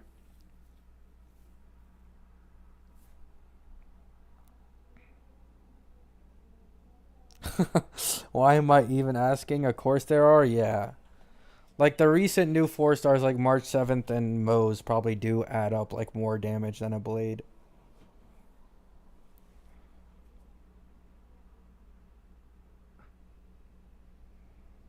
Really, Yuri? That's unfortunate. But yeah, Yun Li's also like decently fun. I feel like any type of like follow up mechanic on any character is always pretty fun to use.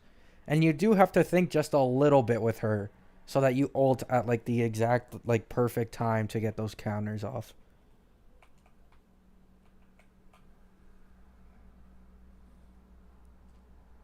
I feel special having Yun Li. Oh, really, Black? Yeah, Rappa is technically currently like the most universal DPS in the game right now.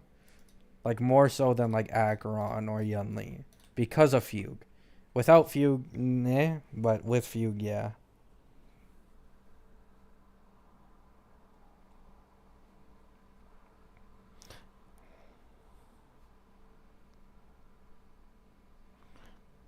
Sparkle feet made me skip Yun Li sadly. Wait, did you pull Sparkle? Feet power creep? Did you pull Sparkle over Yun Li on the rerun?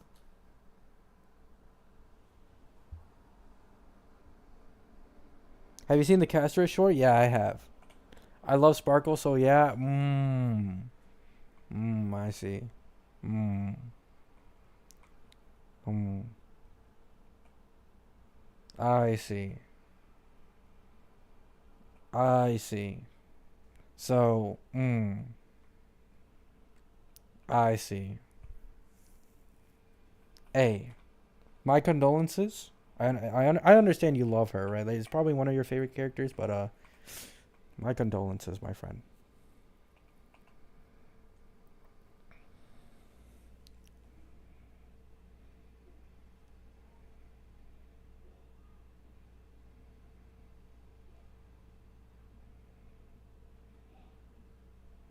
Funnily enough, I accidentally clicked on Yunli's banner instead of Huohuo in her debut banner, then got her on the 50-50.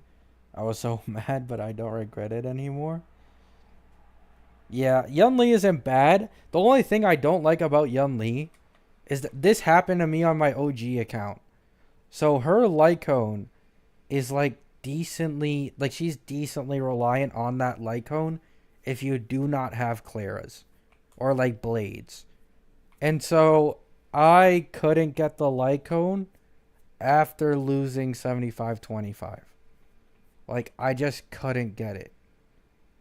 And it was not fun. Like, they just never hit Yun Li half the time.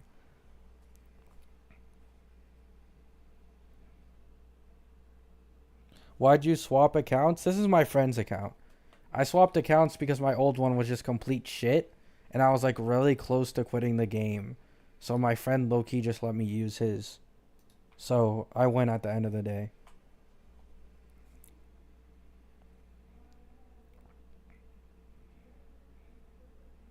I wouldn't get a Glea if you have an E2S1 Acheron. Like, I just wouldn't.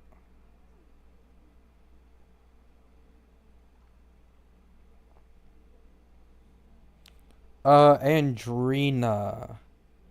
I think an E6 Blade is worse than an E0 Herda. Like, low key. I think that's actually like a real thing. Like, unless you also get E6 supports for Blade, I'm pretty sure like an E0 Herda is stronger. Oh, that sucks, Yuri. Oh, that sucks, yeah. That's a crazy statement. It isn't really. Like, E0 Herda is hitting like a million at max stacks with like 3 mobs on field. With like 1 or 2, it's like 6 or 700k.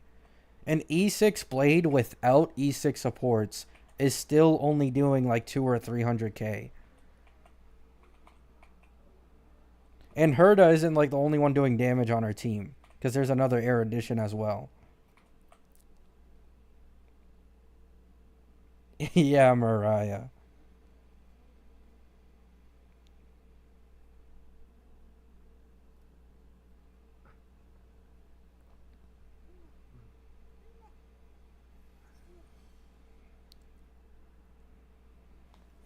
Yeah, it's unfortunate, but like going for DPS Eidolons in this game, unless it's something small like E1 or going for like an S1, is genuinely just usually not a good idea.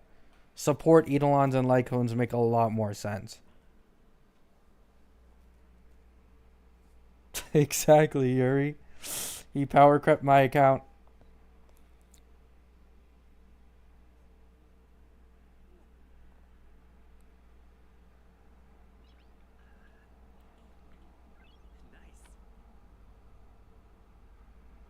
Yeah, it is insane to think about it.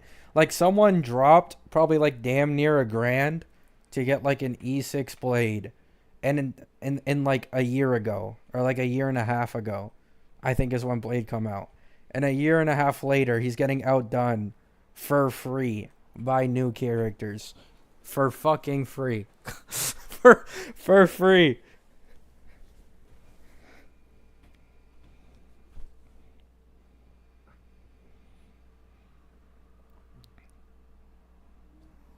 Yeah, E2 S1 caster should last like a long while.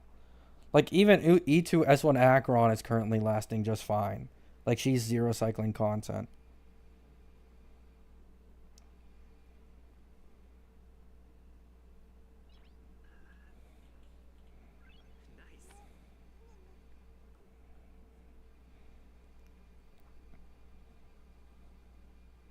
Nah, these games are like incredibly expensive.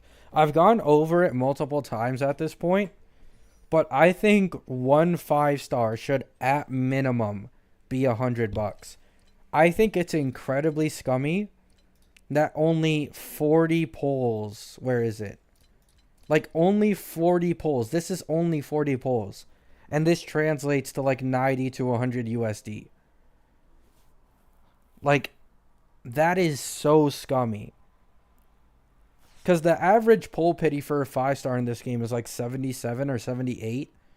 Meaning, if you lose a 50-50, you're going to nearly 160 polls, which would be 4 of these, or $400.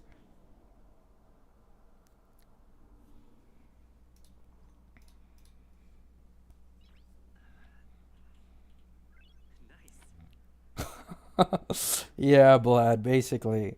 Like, me not having Q and me not having a break DPS is the only reason why the current MOC feels like semi-difficult. It's legit the only reason.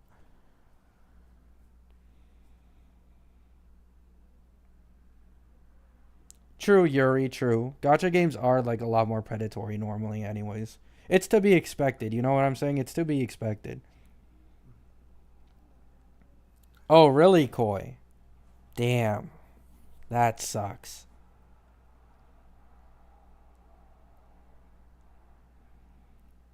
I don't think so, Sora. Like, I've never played FGO myself, but from what I've heard from that player base and like people who play it, they've all said that like FGO is like the trenches of predatory gacha. Like, it's some of the worst possible.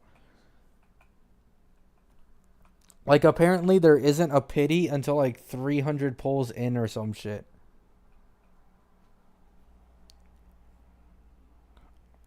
Oh, it's Jury. Okay, I'll try to say it like that from now on. Thank you for letting me know. I've met like two or three people in my life that have like the similar name, but the J is usually silent. So that's why I just assumed it. But thank you for letting me know, Jury.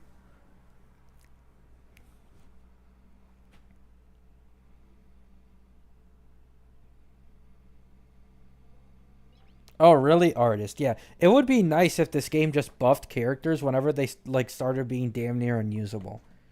Like, please. Like, did you guys see that story leak on the Honkai Star Rail Reddit where they mentioned like Silverwolf would be able to apply like AoE like debuffs and weakness implants for like a quick like event battle. Like, they're literally just baiting.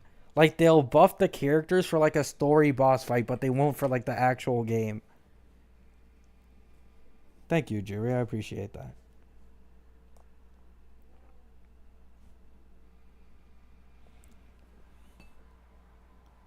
Yeah, the Stellaron Hunters are old getting buffed.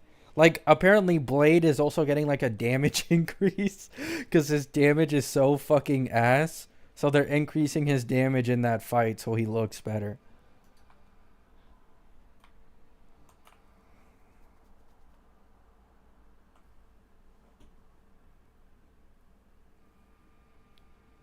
What was everyone's thoughts on the caster's video? I think it's her ult or skill or just a cutscene. I'm pretty sure the first animation is an ult, and the second one is like a skill. However, the leakers on the Honkai Star Rail Reddit have said that there's more to the animation. So like they only showed like half of it. Apparently, there's another type of like part of the enhanced skill that we don't know yet, where the dragon like flies up into the air and like I guess just fucking beams them.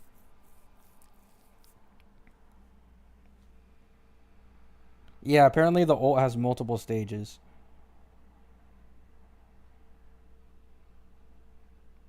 Yeah, guys. I will dispatch of you guys of 8 cycles and beat drop 10k. My goodness. Like, Blade just, man, it really is sad. I'll try to show you guys currently. Let me see.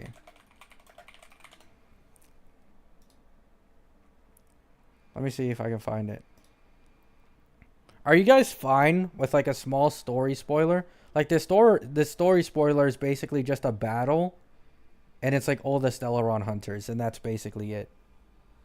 Like there isn't actually like any story or lore being leaked here. Yeah, just like mute it or don't watch it. Yeah, like all it is a fight. There's no actual story leaks. It's just part of the story. So this is what it is. So there will be a battle featuring the Stellaron Hunters in 3.0, Remembrance Trailblazer, Kafka Blade, and Firefly. And then Silverwolf will assist the battle. When Mem uses ult, Silverwolf will attach a corresponding weakness on all enemies. All enemies. Reduce res by 20% and trigger extra effects. This is literally like a Noxus kit, basically. And then Trailblazer will delay all enemy action. Kafka will just have an increased dot, I guess. Blade will get just extra damage because he's too weak, and Firefly will do more toughness reduction.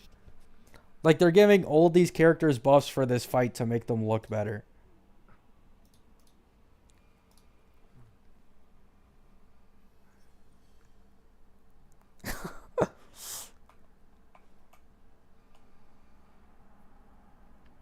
No, he's not. He's only getting buffed, like, temporarily for that one story fight, and that's it.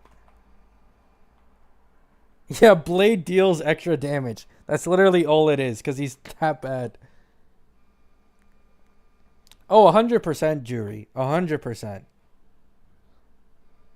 Like, I don't know why they refuse to buff characters so badly in this game. Like, a lot more people would pull for Silverwolf if she could just implant weakness on everyone on ult or something. Yeah. They'll probably give Blade like a 200% damage increase or some shit. Yeah, someone's gonna pull for Silverwolf in 3.0 banner after the story fight thinking that she can like implant on everyone. And then when they actually get her, it only applies to one person. Oh my goodness. Please let this happen. Please let this happen.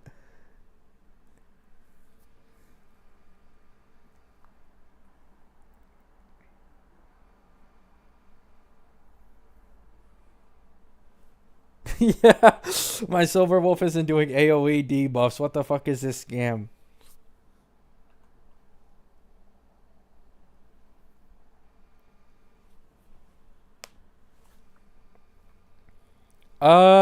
Yeah, basically K70. Though my day will probably be like exponentially stronger than Blade ever was. But yeah, they have similar kits.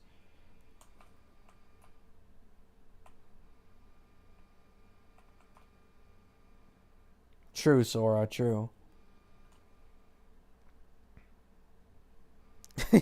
Yeah, Hoyo will tell them to get a Noxa on the second side of the 3.2 banner.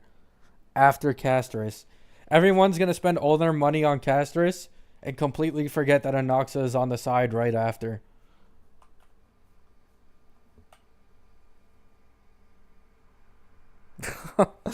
Exactly, Radius.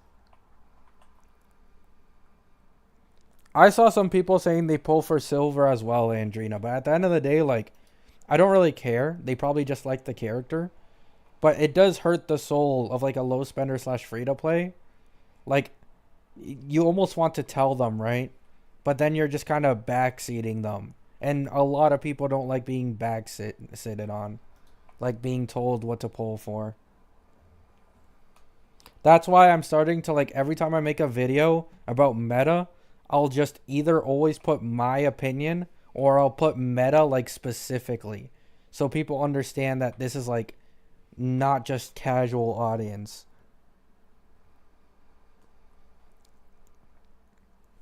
Yeah, I've heard Miyabi's a lot better, Ko. Yeah, Samuel. FGO I've heard is way worse.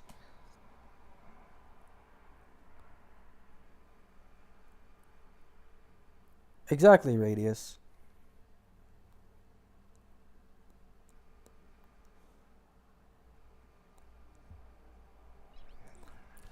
I do have to give props to Silverwolf. She is the only reason why my Acheron is still hanging. Like, she's legit the only reason why my Acheron is still able to, like, slightly hang in the end game. Is because I have her. So I do have to give my thanks.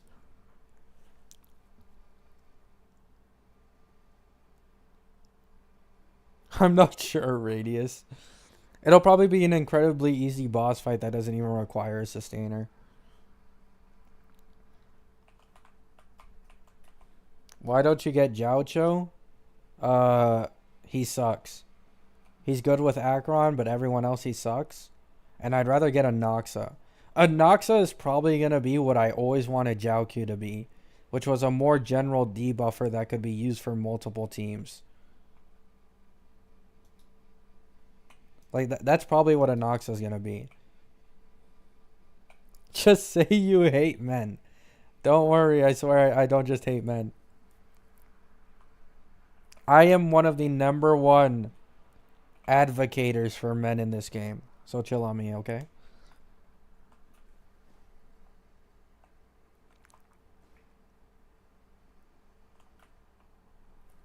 E4 Jiaoqiu. E4 Jiaoqiu. Absolutely nuclear. E4 Jiaoqiu.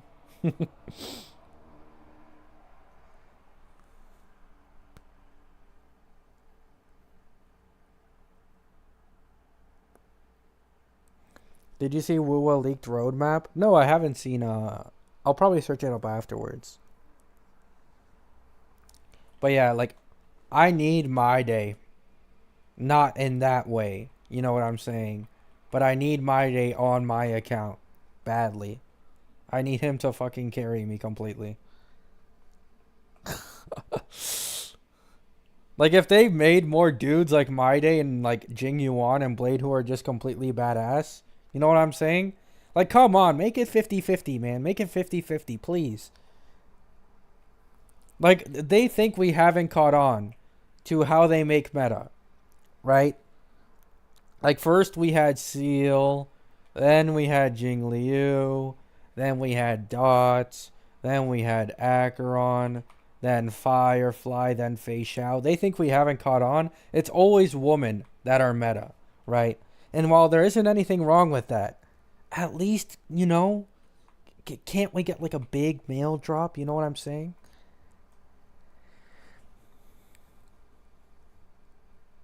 Yeah, Brant looks really fucking sick in Wuwa. My day would be better if I had my day. Nice play on words, Radius.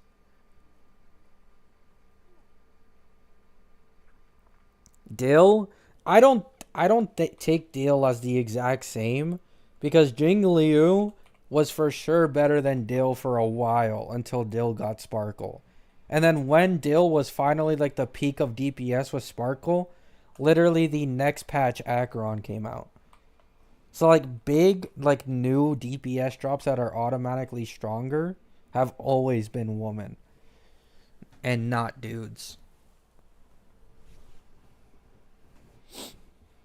Phaenon's going to power creep everyone? Hey, maybe Phaenon will be the first.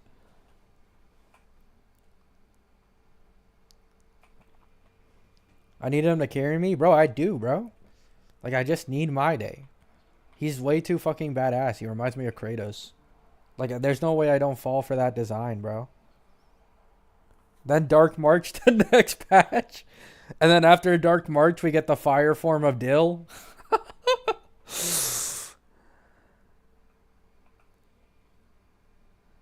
Pause? Hey, no homo, no homo.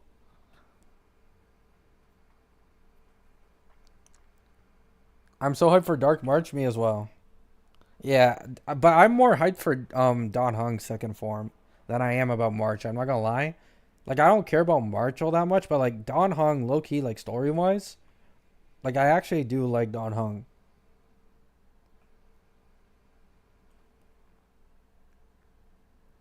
Dark March will replace Remembrance MC. You guys think she'll be like a Remembrance support and not like a DPS? I feel like Dark March would probably be a DPS, but maybe not. Like she goes Remembrance, then she goes Hunt, next she goes Harmony.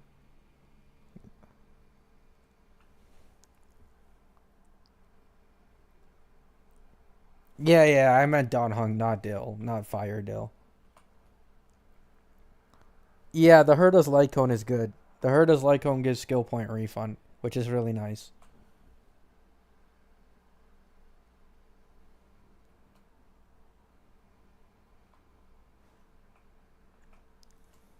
Alright, guys, I'm going to end the stream here.